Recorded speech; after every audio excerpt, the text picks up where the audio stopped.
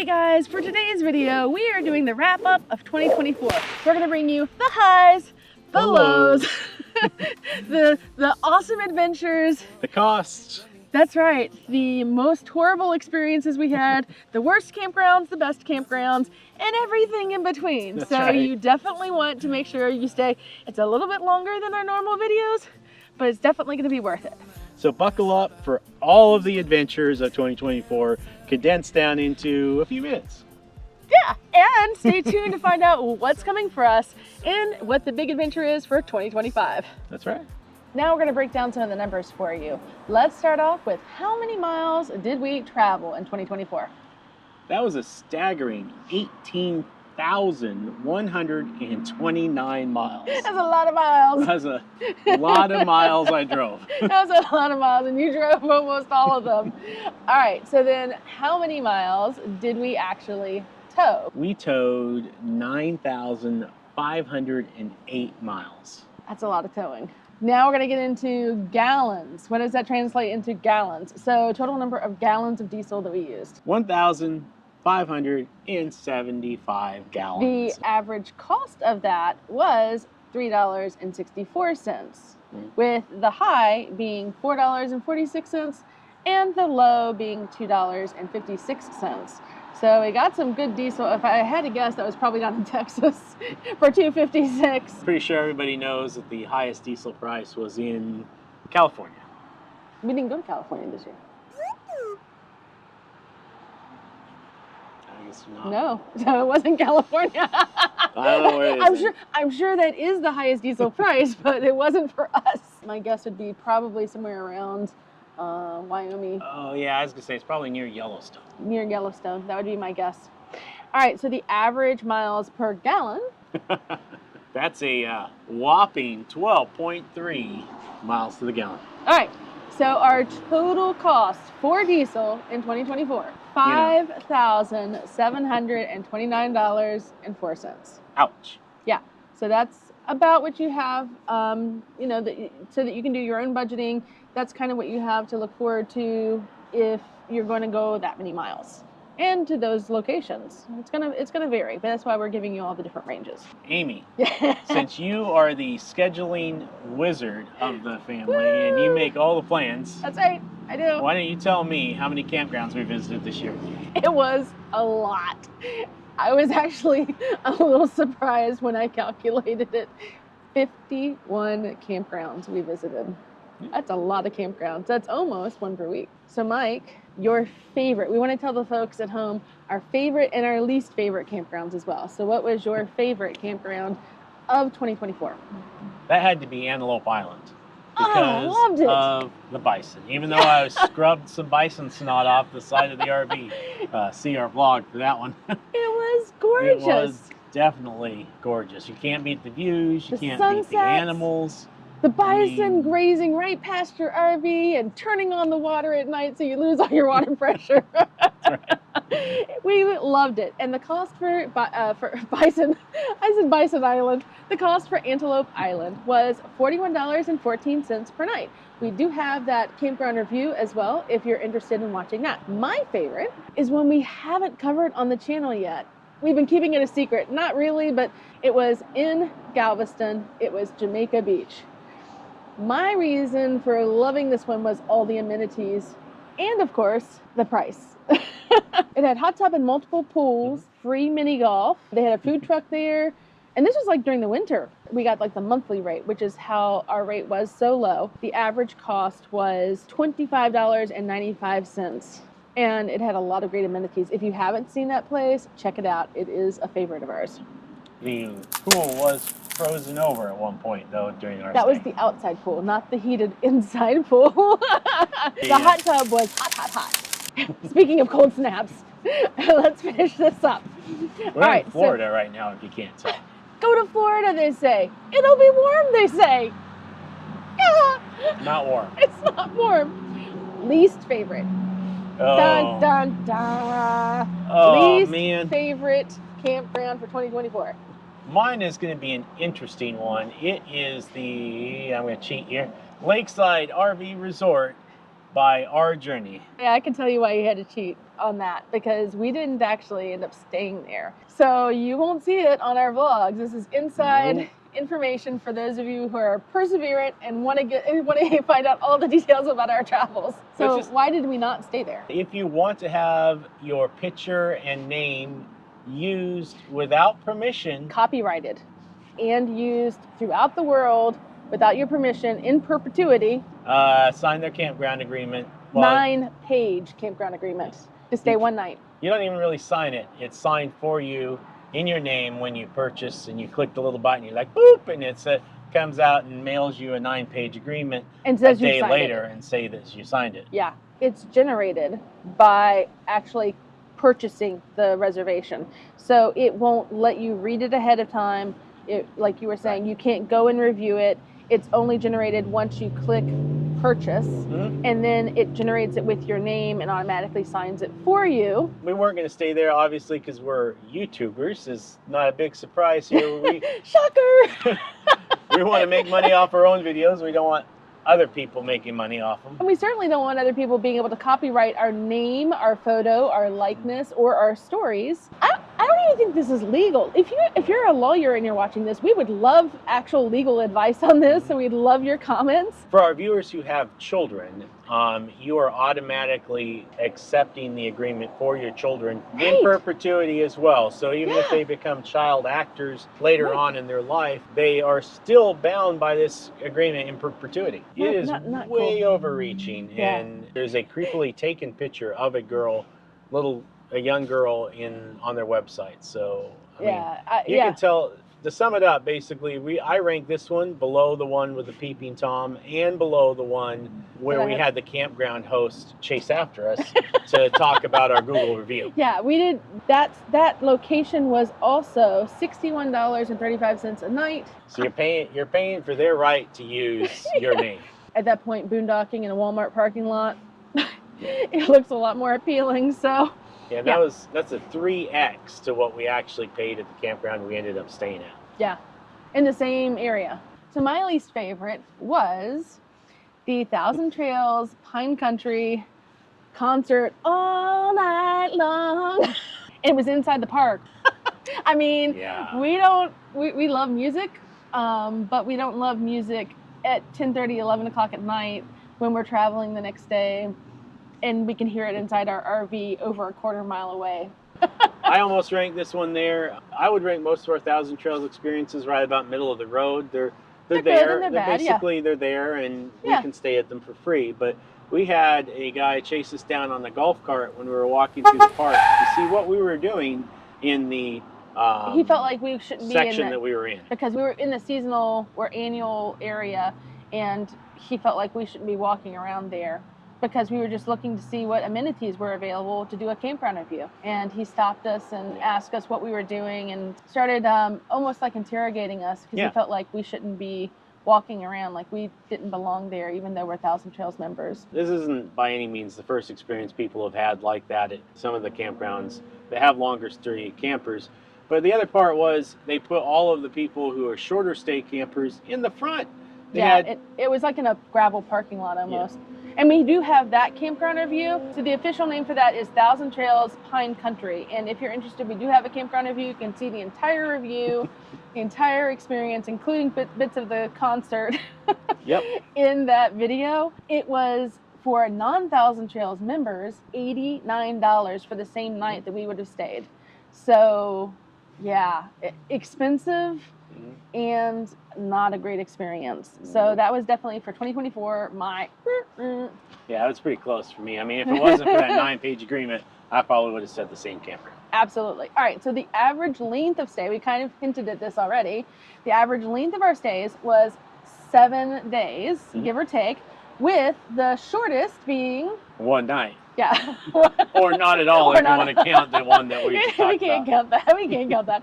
Our longest, this surprised me, 43 nights. So there were quite a few times where we were like hop, hop, hop, hop, just one night to make it the average down to 7 nights. Yes. Something else we thought was kind of interesting that you might be interested in is the highest and lowest elevation that we stayed in 2024. So the highest elevation was 7,842 feet. at Bighorn Mountain, Dayton, Wyoming. Yeah. And the lowest elevation was line 7 feet, Galveston, Texas. That's right, at Jamaica Beach. Yep. Yep. So there's a lot of debate as to whether or not you can save or you spend more money actually camping versus living in the sticks and bricks. So I thought it might be really helpful if you're on the fence and trying to make that decision about whether or not to make the leap for 2025 to have some numbers. And the numbers I found for you were the average cost for rent for a 1-bedroom apartment in 2024. The average rent cost, are you ready for this? For a monthly cost was $1,559. Now that may be higher or lower in your area, but that's the average across the country. The average utility, $380. Now I'm counting this because most campgrounds include your utilities, except for your propane. So, you know, you can find campgrounds that do include electric, water, sewer, those things.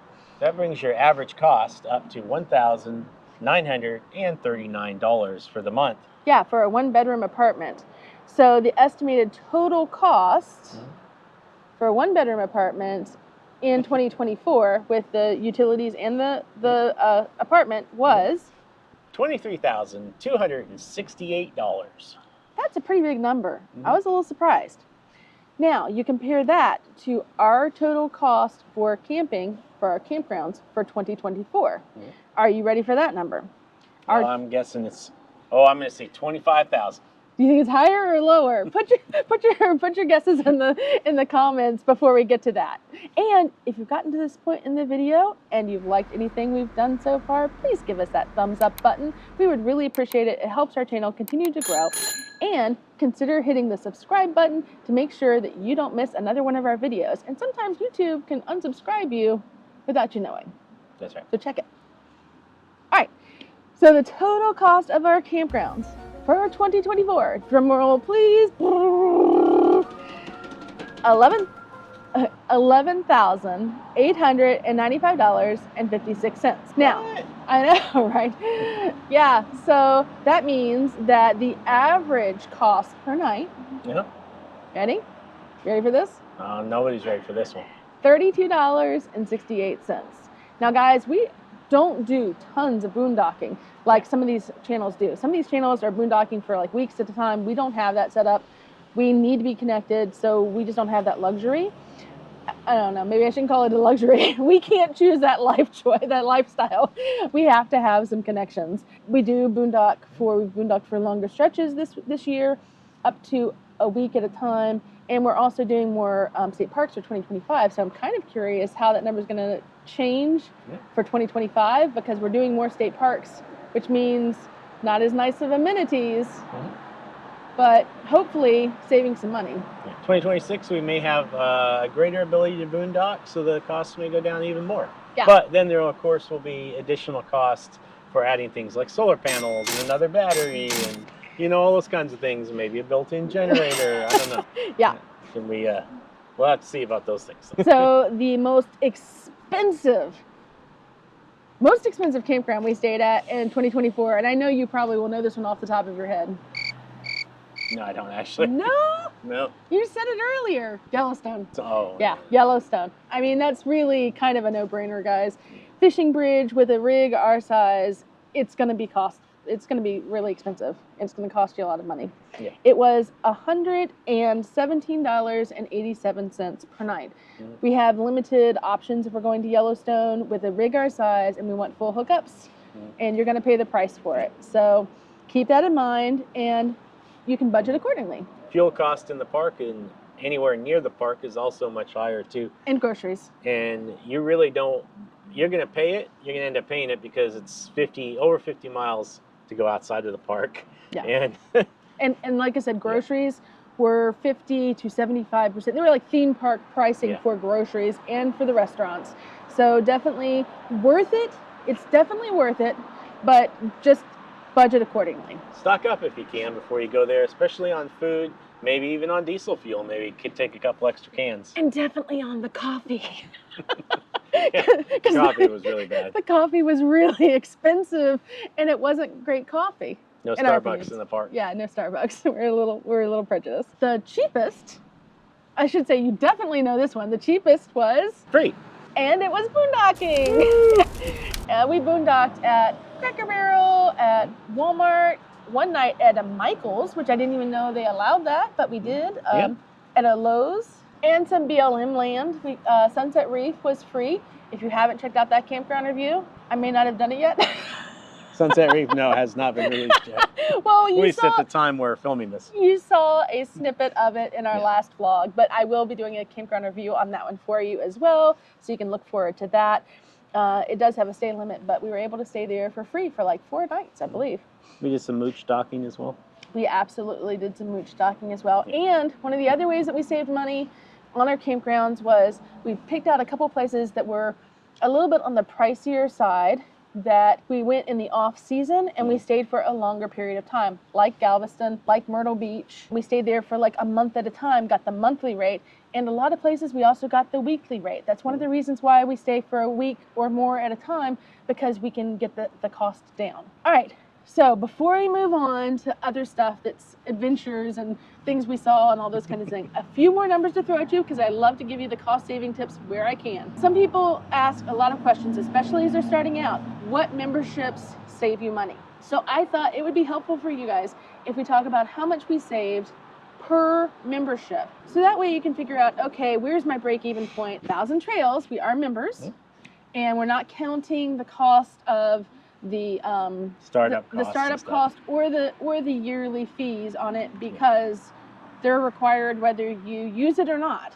And it varies depending on which membership you want and how often you'll use it. First of all, how many nights do we stay in Thousand Trails? 35. And the total savings, based off of what you would pay for as a guest just checking in without a membership, the total savings was $2,169.34. 94 cents. 94 cents. I would temper that with Thousand Trails tend to be a little overpriced in my opinion. If you were to stay there without a membership, I don't think you would be very happy about paying what they ask. Agreed. I think that a lot of people that are unhappy with their stays are people who pay the full price, but there have been times before we became members that we did have to stay there because of the location or because of availability at other places. So again, you can use this information for your own research to figure out whether or not it's the right fit for you. So Passport America, we didn't really use a whole lot. And this one is actually one I did not renew. We only stayed at a Passport America spot one night. Wah, wah. I think I got the Passport America membership on discount for like $10, and we ended up saving $25 that night because one of the places we stayed gave us a 50% discount, so we only ended up paying $25 at the campsite, so we saved $25. It still paid for itself. If we were going to stay at another one, I would renew the membership. Yeah. If you aren't familiar with Passport America, the savings on Passport America really is only good for one night. You have to read the fine print. It's different from campground to campground, so it's good if you're traveling from here to there and you just need a place to stay along the way. They're mostly mom and pop's places. They typically seem to give you half off for one night stay, but then it immediately goes back up. So if you stay there for a month, they're not going to get a better discount than that. It's not 50% off for a week or a month or 3 or 4 days or whatever. So usually one night is typically your sweet spot with them. Good Sam's. Good Sam's, again, is one of those that we have other memberships, so we don't, a lot of times we get other discounts, so we don't necessarily use as often. There are some places, though, that only offer Good Sam's. And we stayed at those, how many nights? 6. The discount total amount for us, $26. Not a huge savings. No. And I actually was thinking about just letting that go, but we're going to be staying in another place coming up in 2025 that we'll need it for. So we also have them as our roadside assistants as well. Exactly. So again, just kind of do your own research. KOA, we are members of. I want to say the cost for their membership, at least for 2024, I think was $35. It was definitely worth it for us. So we stayed at KOA a total of 19 nights. Yeah, they are definitely, like you were talking about Thousand Trails, KOA is definitely more expensive. They tend to have a lot of amenities, and the main thing about them, I think, is they're kind of consistent and close to the roads. So it does make it convenient when you're traveling long distances and you just want a place to park overnight with full hookups. They're definitely, I would say, a little weirder on the campground spectrum, though. And what I mean by that is the weird experiences we've had there has mostly all been at KOAs. Like, I'm not talking about like the Peeping Tom. That didn't happen there. But it was the things like sinking, this was last year, mind you, sinking into a campsite that they didn't tell us was soft because the water line had been run over by the previous tenant. Yeah. They didn't tell us that. Right, and if we had left our RV there, we would not have been able to get it out the next day. But they do have a lot of fun experiences, especially for the children. They are really good campgrounds, and it's just sometimes you have a couple weird experiences. I don't know. Yeah, but I will say we have had highs and lows with KOA as well. Maybe we'll do a segment on that. But this part, for the cost savings, our total savings for 2024 was $238.39. So for us, that definitely outweighs the membership fee. Yep. You get the 10% discount on all of your reservations, plus after you earn so many points, you can use that towards its monetary discount, like $25, $10, $50, something like that.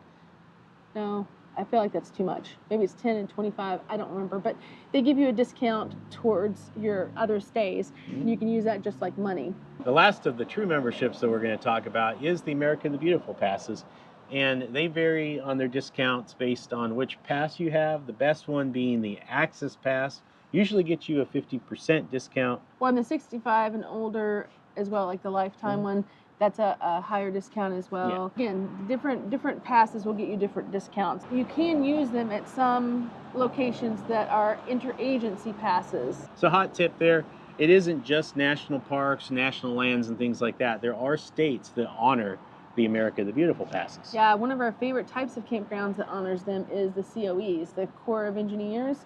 And sometimes they'll give you up to a 50% discount on your campground stays, depending on your pass and depending on what they honor. So definitely check that out. It's not something you can put in just on your profile. You have to put it in every single time, but it definitely can save you a lot of money. Don't be afraid to ask state parks in different states if they accept the America the Beautiful. Some of them will give you the discount. Absolutely. Always ask, because the worst that they can say is no. All right, so our total savings for that, first of all, we stayed at a total of how many for 2024? 19. We stayed at 19. 19. And our total savings was? $207. That's a pretty decent savings. Yeah. I mean, especially if you're already getting the pass anyway, it's just free money basically for more adventure. Most expensive Lifetime pass being $80, it makes it worth it. Yeah, that might be going up in 2025, but I think that was the price for 2024. All right, and then our last category, it's not a membership, guys, it's boondocking. And this is one of the ways that we saved money. You know, we're calling mooch talking, parking lot surfing, boondocking, BLM land, dry camping, like all the things. If we didn't have to pay for it, it's falling under this category. So if it was free, it's falling under this category. And total number of nights we boondocked for 2024. 38. And the total amount that we saved by boondocking in 2024 is $1,241.84. And you might be asking, well, how did you figure this out? Amy, how did you figure this out? I'll tell you. I figured it out because I took the total number of nights that we boondocked and the average that we spent over the course of 2024 per night, multiplied them together, and that's how I figured out our savings. There you go. Yep. So in our wrap up, we're also going to talk about the number of different states we went to in 2024. You ready for this list? So ready for this list. We're on location now to try to make this a little more interesting for you guys. It's been a little bit more interesting for us too, and not in a good way. I'm guessing behind the scenes. One of the states might be Florida. It may be. Maybe. No, actually. Oh yeah, it is. Yeah, it is actually. Yeah. Yeah.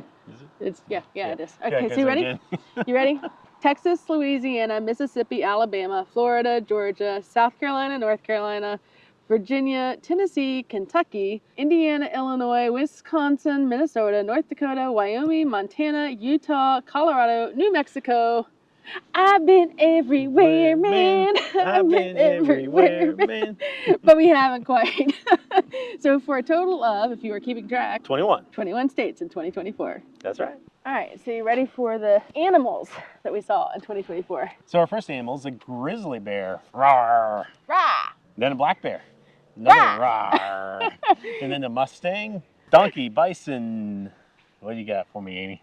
Red fox, coyote, moose, elk, antelope, pronghorn sheep, Barbary sheep. no bighorn sheep. No bighorn sheep.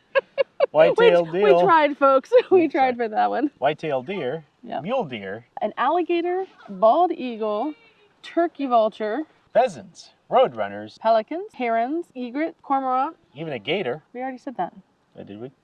Yeah, we said that at the beginning. Cranes. Sandpipers. Gackles. Swan, raven, crow, but that's a matter of opinion.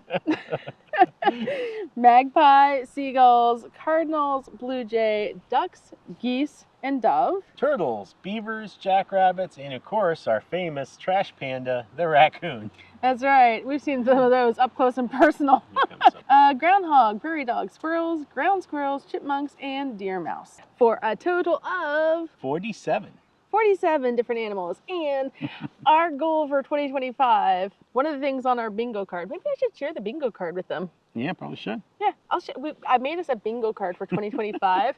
One of the things on our bingo card for 2025 is to try to identify 25 new birds. I guess we're becoming bird watchers in 2025. Who knew? 25 and 25 though. I tried to convince her to put the bighorn sheep on the bingo card, but I think she said that was too much. Too elusive. Too elusive. Yeah. Well, the point is to be able to mark things off of our bingo card. Yep.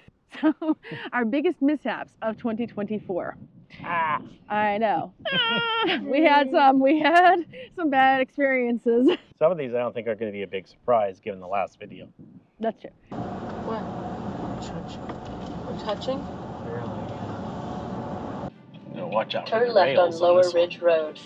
Oh, gracious. Oh, gracious. No. We're still going. We're going down now. Damaging our roof. Yep. And that is season 1, episode 16, if you're interested. The window breaking. Totally. That was season 1, episode 24, if you want to go to that one. Bear Lake. Rawr. Yeah. And then the last one was in the very last episode. Yeah. For me, it was a really bad experience, breaking the molding.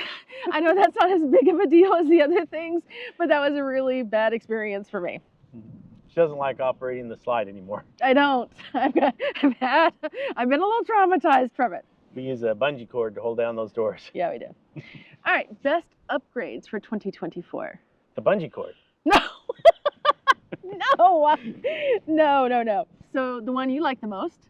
The Starlink roof install has to be mine. It is awesome. It has cut down our startup, shutdown time, pack all up, that. and setup time. Yeah, by lots. Yeah, those little minutes add up.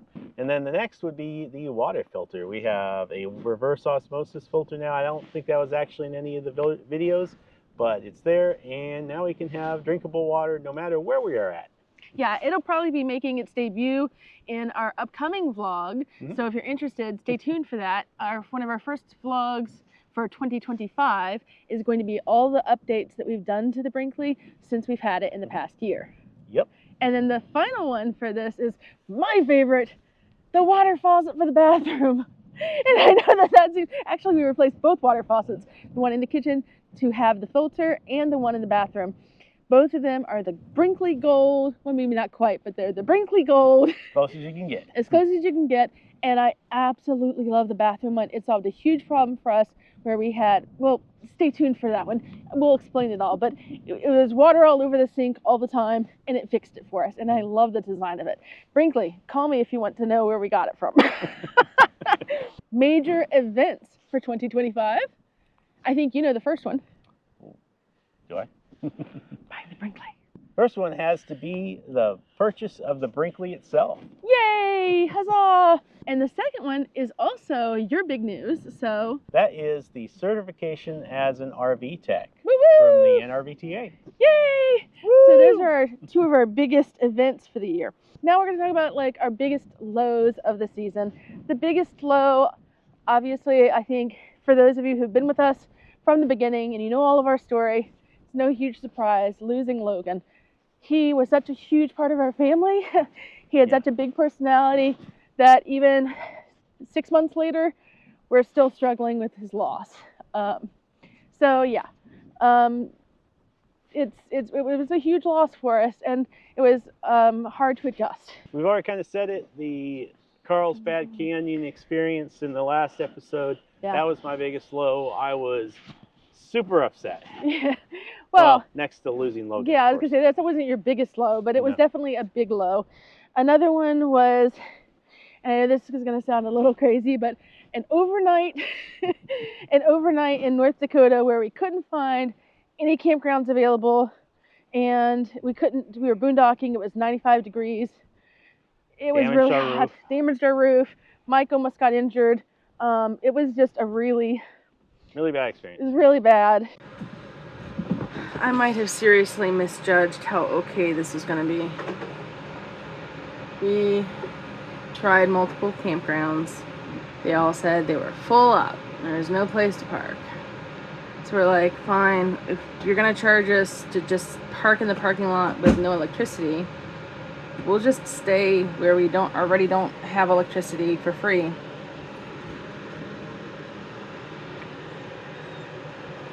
So there are days like that. And then the last one we have on our list was the irate camp host.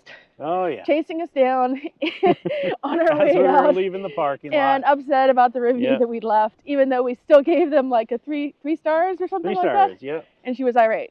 So yeah, those were our biggest lows. Of course, she would say she wasn't irate.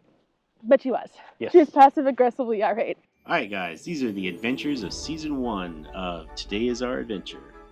Cue the montage. We toured the Tabasco factory, biked on Jekyll Island, walked on Driftwood Beach, explored Fort Fremont. We went to the Pirate's Voyage and Medora the musical shows, explored Atalaya Castle, visited Alligator Adventure, and we drove the Blue Ridge Parkway and visited Mayberry Mill. Then we hiked to the Cascades and climbed to the top of Big Walker Lookout. We did axe throwing at David Crockett's birthplace and biked Cades Cove Loop in Smoky Mountain National Park.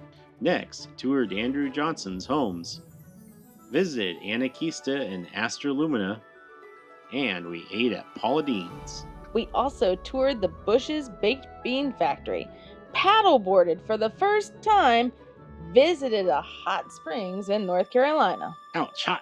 Located 9 Dambo trolls and 4 portals across 4 different states. Took a boat tour of the Lost River Cave. Visited Casey, Illinois to see the world's biggest items. Countless selfies with painted statues of sea turtles, bulldogs, herons, lions, Coke bottles, and even sailboats. Oh my! We followed the yellow brick road to King's Crossing at Epic. Saw a 7-man bike in the bicycle capital of the world. Took Kayla on a pedal boat. Visited Walnut Grove and the Laura Ingalls Museum. We touched the buffalo's beard in Jamestown, North Dakota. Went horseback riding through Theodore Roosevelt National Park. Enjoyed pitchfork fondue dinner. Visited the Cannonball Formations. Saw the Devil's Tower and did a sip and walk through Sundance history. Drove to the geographical center of the United States and even camped in Yellowstone and Bighorn National Parks. We saw the Tetons, paddleboarded on the Caribbean of the Rockies, walked in the footprints of dinosaurs in Moab, and visited Arches National Park and Carlsbad Caverns.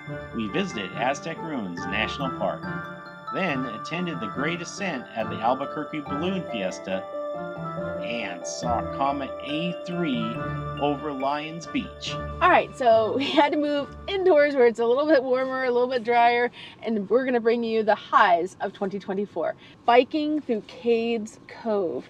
That was such an awesome experience. We rounded the corner, we got to see a mama and her babies. We got to see several mamas and babies. That's right. And it was just an amazing experience. If you haven't gotten to do that, we highly recommend it. #BearJam. That's right.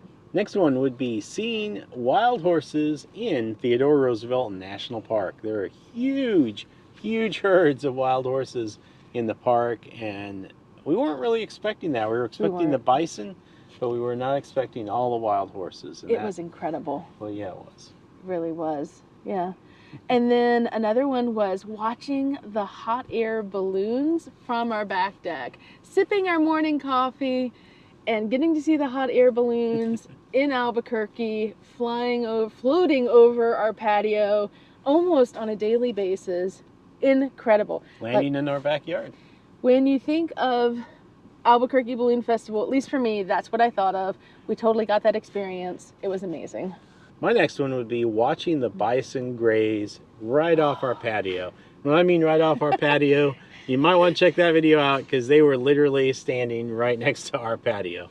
Yeah, there were a couple times I'm like, get Kayla back inside, because I was afraid she'd woof at them because they were so close and there was not enough back patio railing there to keep Bison from just joining us on the party deck. So. Well, we also had the ramp down for her, so they may have just, whoop, right up the ramp. That's right.